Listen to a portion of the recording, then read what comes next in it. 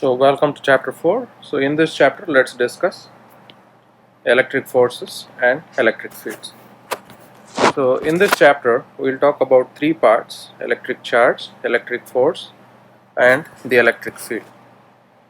So let's start with electric charge. So the objectives here, once you complete this lecture you should be able to understand the basic properties of electric charge, differentiate between conductors and insulators, distinguish between charging by contact, charging by induction and charging by polarization. So let's start with properties of charge. Electric charge, there are two kinds of electric charge. So one is the positive, the other is the negative. So like charges will repel, meaning that positive and positive will try to repel. In the same way, negative and negative will also repel. And unlike charges will attract. So positive and negative will attract each other. Next, electric charge is also conserved, which means that the positively charged particles are called protons, the uncharged particles are called neutrons, and the negatively charged particles are called electrons. So which means that there is going to be a charge being conserved, means that there is you cannot destroy charge and you cannot create charge. You are only transferring it from one body to the other body. So next property is that electric charge is quantized. Quantized means it comes in intervals or multiples of, meaning that there is a fundamental unit, and that fundamental unit of charge generally is the magnitude of the charge of the single electron or a proton. So this is the fundamental unit that we use. So it comes in multiples of fundamental units. So charge is generally measured in coulomb, and the charge on a proton is 1.602 times 10 to the power negative 19 coulomb. So the first time the electric charge was actually found was with the Millican experiment. So in Millican experiment, Robert Millikan sprayed, using an atomizer, he sprayed oil droplets into a chamber where he tried to maintain two plates at two different voltages and tried to look at a point where this charge tried to adjust the electricity in such a way that this particular droplet would stay in air under the repulsion forces between the two plates. So understanding that at a certain voltage this was the case, he calculated the charge by mass ratio. So the original charge by mass ratio was calculated by J.J. Thomson, and then Millikan basically found out the electric charge using the Millikan experiment, and finally from the charge by mass ratio it was easily able to calculate the mass of the electron. So this was the first experiment that was able to do this. Next, let's talk about transfer of electric charge. How is electrical charge transferred? So an electrical conductor is a material in which the charge moves freely. So we divide materials into three types: conductors, insulators and semiconductors. So a conductor is where the charge can move freely without any interruption. An insulator is a material in which charges cannot move freely, and a semiconductor is a material where the charge can move partially freely, only under certain conditions. So that is an electrical semiconductor. Next, insulators and conductors can also be charged by contact, but insulators can only be charged on surface. So they only get charged on surface, and conductors can charge throughout their entire system. Conductors can be charged by induction as well, but induction is not possible for insulators. So let's start with induction. So induction is the process of charging a conductor by bringing it near to another charged object and grounding the conductor. So what we are doing here is we are bringing a body near to it so that we charge it, and then we remove the excess charge from the conductor by grounding. A grounding is basically a process of putting a wire and putting it into the ground. So that is the process of induction. So this is the diagram that actually explains induction. So what do you do first? You bring a charged material near to an uncharged body. Notice that there is no physical contact. So there is no contact. Now when you bring the body closer, all the positives and negatives will try to separate each other, and positives will accumulate on one side of the structure, and what you do the next time is ground the structure. When you ground, all the electrons will flow down to the ground because they are being repelled by the negative charges. Now once you remove the ground and remove the charged object, the positive charge will try to adjust itself throughout the entire material, causing it to have a net positive charge. So causing it to have a net positive charge. So this is the process of charging by induction. Now, so a surface charge can be induced in insulators by a process of polarization. So what happens in polarization is that in an insulator, the positive negative pair is intact, but because it's intact, whenever you bring a charged object nearby, the object will end up trying to adjust itself in such a way that the negative part of the insulator will try to cover on one side and the positive charge will be on the other side. This process is called polarization. With this polarization, the individual charges of the molecules can be realigned so that you are realigning them, and this creates a slight charge separation. So, but it's not that high. So the common example of this is rubbing a comb on your head, on your hair, and trying to put it near paper. So that is an example of an induced charge, crushed up paper. So these are the properties of electric charge. So and the types of charging. The last one that we have to discuss is the process of charging by friction. So charging by friction is where we rub bodies together. So by rubbing together materials. For example, if you take amber and silk, and if you rub amber, for example, let's say I have an amber stone on silk cloth. So if I rub this onto this particular material, so amber collects the negative charges from the silk cloth, leaving silk to be positively charged. So the amber gets negatively charged and the cloth gets positively charged. This process is called charging by friction, and it's also called triboelectricity. It's called triboelectricity. So this is one of the common ways of creating friction as well, the charging as well. Next, let's talk about electric force. So in this part, in this section, you'll be able to, after you complete this section, you should be able to calculate the electric force using Coulomb's law. You would be able to compare electric force with gravitational force, and you will also be able to apply the superposition principle to find the resultant force on a charge and to find the position at which the net force of the charge is 0. So let's start with the electric force. So electric force was first proposed by Coulomb. So Coulomb was the first one to propose it. So it's named the Coulomb's law of electrostatics. So Coulomb's law of electrostatics says that when two charges are nearby, they exert a force on one another, and that force is proportional to the magnitude of each charge and inversely proportional to the square of the distance between them. So the electric force, F electric, when you have two charges, for example, let's say I have two charges Q1 and Q2,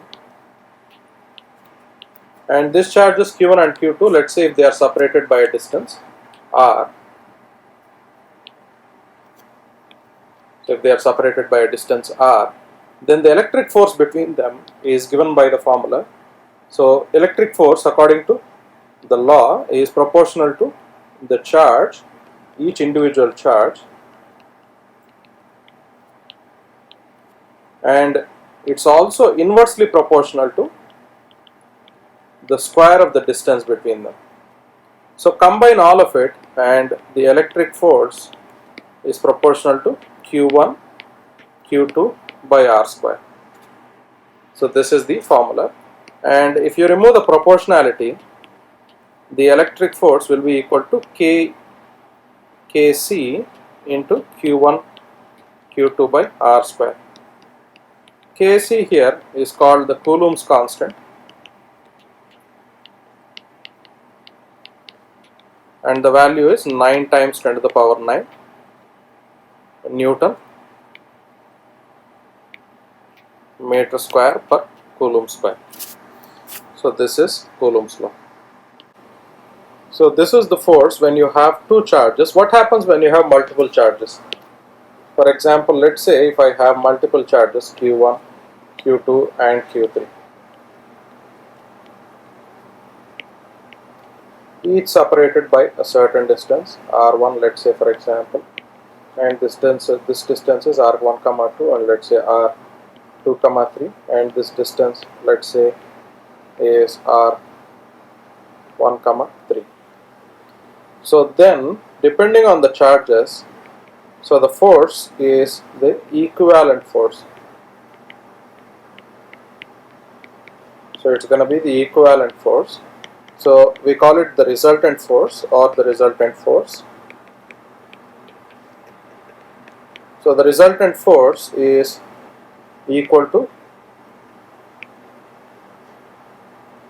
F1 bar, F1, 2 bar plus F2, 3 bar plus F3, 1 bar. So this is the resultant force that we can calculate using the formulas, using vectors.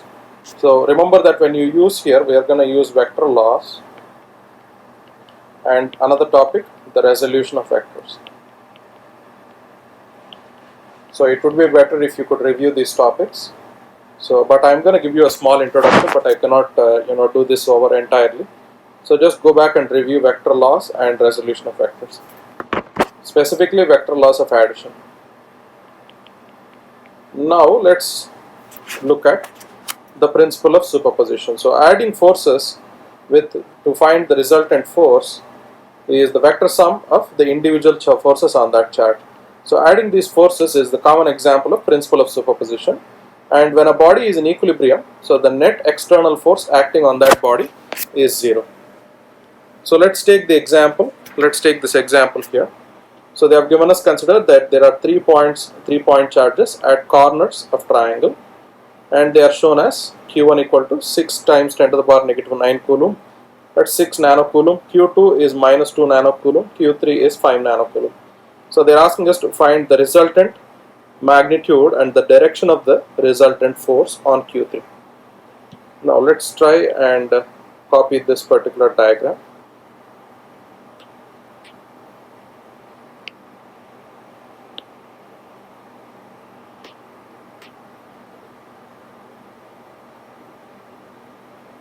So you have 3 charges here. So Q1, the charge Q1 is 6 nanocoulomb. The charge Q2 is minus 2 nanocoulomb, and charge Q3 is 5 nanocoulomb. So let's write down that data first. Q1 is 6 nanocoulomb, which is 6 times 10 to the power negative 9 coulomb. Q2 is minus 2 nanocoulomb, so which is minus 2 times 10 to the power negative 9 coulomb, and Q3 is 5 nanocoulomb, so which is 5 times 10 to the power negative 9 coulomb. So they are arranged in a triangle distance where the charge distance between Q1 and Q2 is 3 meters, between Q1 and Q3 is 5 meters, and between Q2 and Q3 is 4 meters. So now let's try and solve this problem. So now let's try and look at each of these charges, and let's try and understand based on the charge that we have, and let's try to understand how the forces occur. So the first one is the positive charge. Let me write the negative charge in blue, and let's write the positive charge here in red again. So you have positive, positive and negative, right?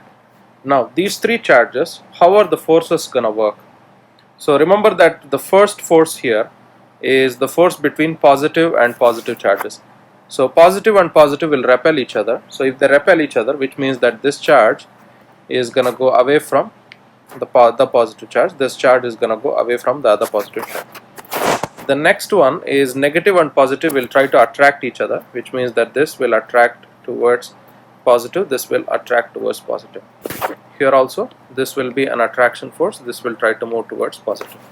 Remember, negative is positive, like charges are going to go away from each other and unlike charges are going to go towards each other. So now let me write it in a simple traditional diagram.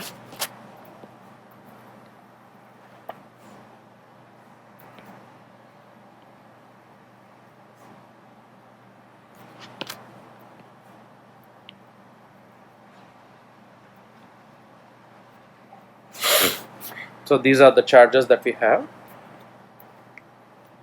So these are trying to go towards one another, and these two charges are trying to go away from one another. So based on the charges that we have, let's name them as well. So this is the charge Q1, this is Q2, and this is Q3. So what is the charge between 1 and 3 here? This is the force of charge 3 on charge 1 trying to move away from each other. This is the force of 1 on 3, and here this is the force of 2 and 3, 2 comma 3, 2 comma 1, and this is F1 comma 2. Here it is F2 comma 3, and this is F3 comma 2. So now wherever the charge starts, so it goes in that direction now. So that is how we can calculate this. So this distance is given as 5 meters, this distance is 3 meters, and this distance is 4 meters. So these are the values that are given here. So based on the data that we have right now, let's try and calculate each individual one of them. So let's try and calculate first F12 and F21. Notice that both are the same. So let's start with F12 and F21. F1 comma 2 becomes Kc times Q1 Q2 by R square. So Kc here, we'll have to remember that the value of the force is to be calculated accordingly. Kc here is 9 times 10 to the power 9 times Q1 is 6 times 10 to the power negative 9 times Q2 here is minus 2 times 10 to the power negative 9 over R, this is 1 comma 2 square. So 1 comma 2 square. So this R1 comma 2 is the distance between 1 and 2. The distance between 1 and 2 is 3 meters. So we can write it as 3 square. So use a calculator and try to calculate it. So 10 power 9, 10 power 9 goes out. 3 square and 9 will go out. So you get minus 12 times 10 to the power negative 9. Or we can also write it as minus 1.2 times 10 to the power negative 8 Newton. So this is F1 comma 2, which is minus 1.2 into 10 to the power negative 8 Newton. So this is F1 comma 2. Next let's find F2 comma 3. So 2 comma 3 is Kc times Q2 times Q3 over R2 comma 3 square. So 9 times 10 to the power 9, which is Kc, times Q2 here is minus 2 times 10 to the power minus 9 times Q3 is 5 times 10 to the power minus 9 over R2 comma 3. So the distance between 2 and 3 is 4 meters. So 4 square. So which gives you 10 power 9, 10 power negative 9 gone, and you have 2 1s, 2 8s, and when you write it down in full, you have 9 times 5 times 10 to the power negative 9. So minus 9 times 10 by 8. So which is 45 by 8, which gives you 5.625 minus 5.625 times 10 to the power negative 9 Newton. This is F2 comma 3. So this is the force between 2 and 3. Now let's find the last one, which is F23. So we found F23, last one is F31. So F3 comma 1 is Kc times Q3 times Q1 by R3 comma 1 square. Kc again 9 times 10 to the power 9 times Q3 is 5 Newton. So 5 times 10 to the power negative 9 times Q1 is 6 times 10 to the power negative 9 over R3 comma 1. So R3 comma 1 is 5 meters, 5 square. So 5 square, that gives you 10 power 9, 10 power negative 9 gone. 9 times 5 is 45 times 6 by 25 times 10 to the power negative 9. So 5 nines, 5 fives. So 9 times 6 divided by 5 gives you 10.8 into 10 to the power negative 9 Newton. So which can be written as 1.08 times 10 to the power negative 8 Newton. This is F3 comma 1. Now, so it's all arranged in this manner correctly. Now let's go back to the diagram, and we have to look for the resultant value. So the resultant here has to be the combination of all the forces.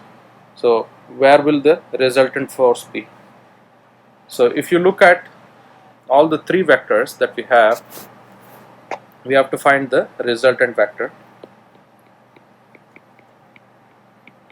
So which is going to be under root F x total square plus F y total square. So we have to split it into x and y. Now based on the values that we do have here, so one thing we do need to know is we have to know the angle between this here and this force here. So we do not know that angle. So now let's take a look at all the forces that we have. Let me write down all the forces in one place.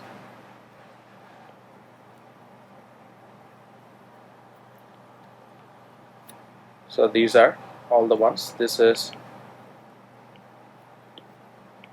5 meters.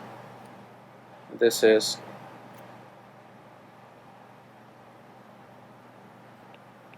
3 meters, and this is 4 meters.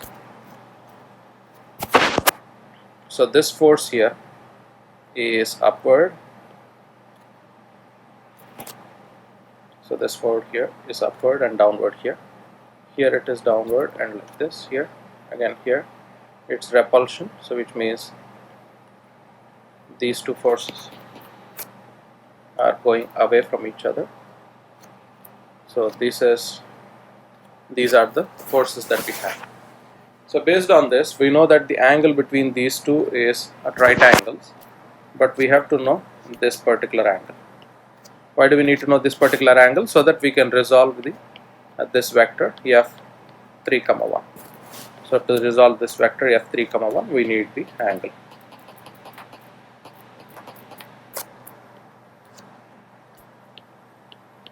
So angle theta. How will you find that angle theta? So we can also find it using this angle here, theta. So one way to find it is to use the tan theta formula or the sin theta formula, whichever one you want to use. So tan theta is 3 over 4.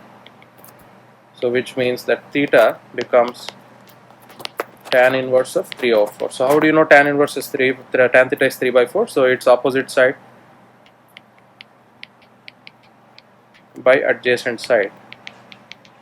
So this is the opposite side to this angle, and this is the adjacent side to this angle. So that's why 3 by 4. Now you have to find tan inverse of 3 by 4.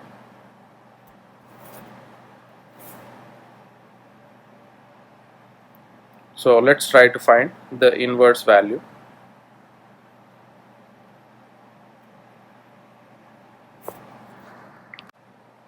So this angle becomes 37 degrees. So you can try to calculate using a calculator. So that value yields you 37 degrees. So now this means that this angle is 37 degrees. Now let's try and take each and every single force that we have. So the first force is F.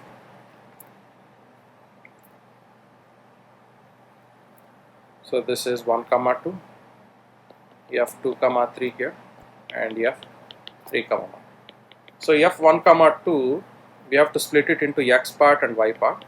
So F1 comma 2 x is 0 because this particular part is already perpendicular, so there is no horizontal.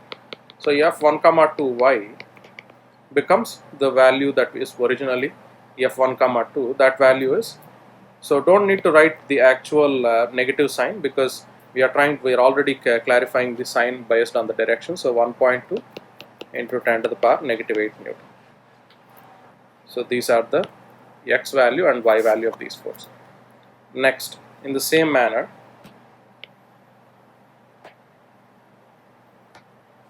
let's find f2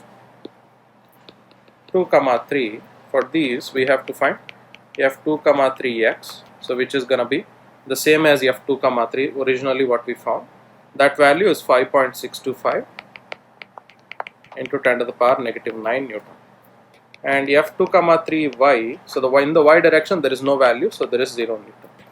So we have the 5x value and we have the y value. Next we want to look for f3 comma 1.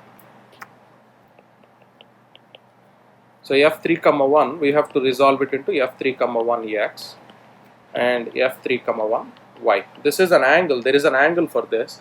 So the x component is going to be f3 comma 1 cos theta and the y component is going to be f3 comma 1 sin theta. Remember this formulas. Whenever you have a vector and you want to resolve it, so ax becomes a cos theta, ay becomes a sin theta. So with that formula in, so what is the value that we found for f3 comma 1? So that value is 1.08 into 10 power negative 8. So 1.08 into 10 power negative 8 times cos is 37 degrees. And so this is again 1.08 into 10 power negative 8 times sine 37 degrees.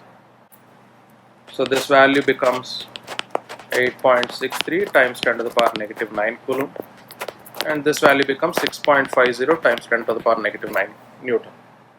So we have all the forces that we need for fx's and fy values. So what is the resultant force then? So f resultant is the sum of the square root of fx total square plus fy total square. So we want to find fx total. So fx total is going to be f1 comma 3x plus f2 comma 3x plus f1 comma 2x, and fy total is going to be f1 comma 3y plus f2 comma 3y plus f1 comma 2y. So f1 comma 3x is already in the problem right here, so which is 8.63 times 10 to the power negative 9 Newton plus f2 comma 3x is 5.625 into 10 power negative 9 plus f1 comma 2x is 0.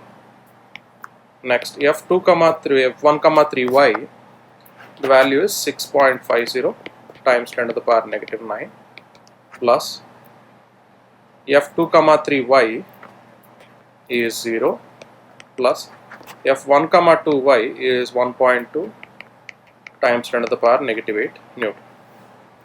So add them all up. So when you add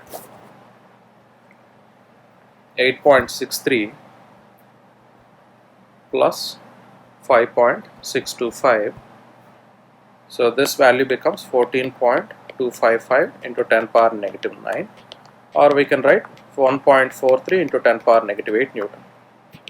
And for fy total we have 6.50 plus 12, that becomes, so this entire value becomes 1.8 into 10 power 1.85 into 10 power negative 8 Newton. So this is fy total.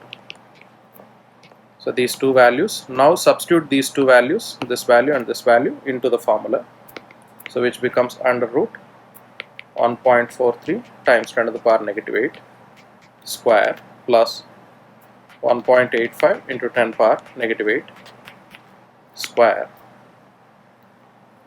Now, so when you finally do this problem, so 1.43 plus 1.85, so that is, I'm sorry, so you have 1.43 square, so which is going to be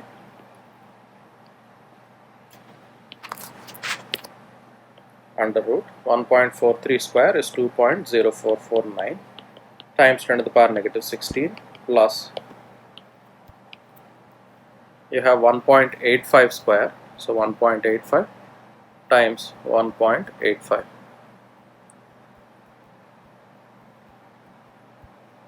so which is going to be 3.4225 into 10 to the power negative 16. So add both up, you have 2.0449, so that value becomes under root 5.4674 times 10 to the power negative 16. So square root of the value gives you an answer of 2.338 times 10 to the power negative 8 Newton. This is the total, or let me write it as the resultant force. So this is the answer for the resultant force. I don't expect you to do this every single time, but remember that this is how you can find the resultant force of a given charge distribution in a given problem.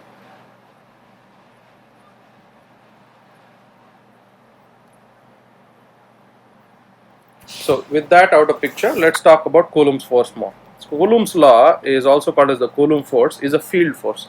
So what is a field force? A field force is also called as a non-contact force. So there are two types of forces fundamentally in nature. One is contact forces and non-contact forces. So non-contact forces are also called field forces. These are forces that are exerted by one object on another even though there is no physical contact between the two objects. So contact forces need a physical contact for the force to be transferred. A non-contact force does not need any force to be transferred. So with that, we end our topic on electric force.